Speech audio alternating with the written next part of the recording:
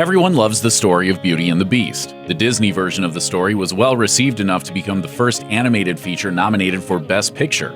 But some people believe the romantic fable is based in part on a true story, and that story is pretty dark. Pedro Gonzalez was born in Tenerife in 1537, a little more than 40 years after Spain conquered and enslaved the native people. Born with a rare disorder that left him completely covered in hair, Pedro was given as a gift to Henry II, the King of France. According to the Smithsonian, the French believed him to be a true beast and kept him in a cage, feeding him raw meat and animal feed. They also changed his name to the fancy Latin version, Petrus Gonsalvus. Known today as Ambras syndrome, the condition Petrus had is incredibly rare. Thought to affect fewer than 1 in a billion people, there have only been about 50 to 100 cases recorded since the Middle Ages. Though some became famous, such as Shui Mong of Burma, who married into his country's royal family in the 19th century, many were shunned and forced to become circus sideshow performers. And things aren't necessarily much better today. In 2011, 12-year-old Supatra Sassoufan was named World's Hairiest Girl by the Guinness Book of World Records, a designation which she noted was a step up from the other names that she's been called, such as Wolf Girl and Monkey Face.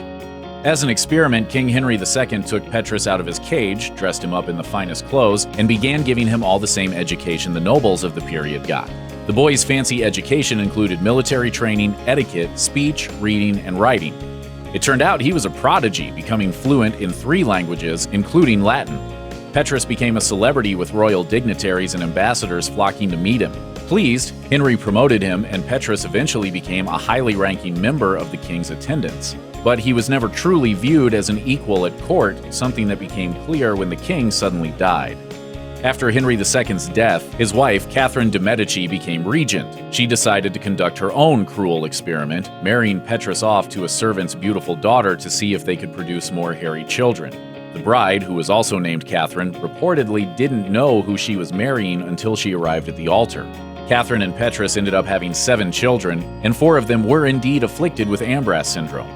The queen was delighted, as she now had 4 more people to show off at parties like trained pets. Despite the indignities, there were some perks to living at court, like a home and an income. Those were lost when the queen died in 1589. Petrus and his family were forced to go on the road, visiting places like Bologna, Parma, Ferrara, and Rome. During their travels, the family was treated as a roving curiosity by the noble courts they visited. They were reportedly well compensated to entertain their hosts, but some of the hairy children were still given away to distant rulers, possibly to guarantee their safety and financial future. All of this traveling made the Gonsalves family among the most famous individuals in Europe. They were widely studied by the leading scientific authorities of the day, who treated them with far more respect than the general public, which still viewed the family as little more than savages or even animals. Yet they still became a bit of a cultural sensation, and no wealthy household was complete without a painted portrait of Petrus or one of his famous offspring, which is why so many images of them still exist today. According to History vs. Hollywood, after traveling around Europe for years, the remaining family members settled in Parma, Italy, where they were employed by Duke Ranuccio Farnese. The last mention of Petrus is in 1617 when he attended the christening of one of his grandchildren. There is no record of his death, but there is evidence Catherine died in 1623. And it's also believed that at least one of the hairy Gonsalves daughters married and had her own children. While they were married an estimated 40 years and had 7 children, people still wonder if Catherine and Petrus were actually in love. One hint that they were is in a portrait of the couple, where she has her hand on his shoulder.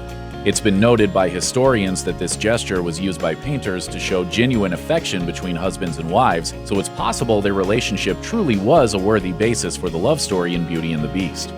Check out one of our newest videos right here. Plus, even more grunge videos about your favorite stuff are coming soon. Subscribe to our YouTube channel and hit the bell so you don't miss a single one.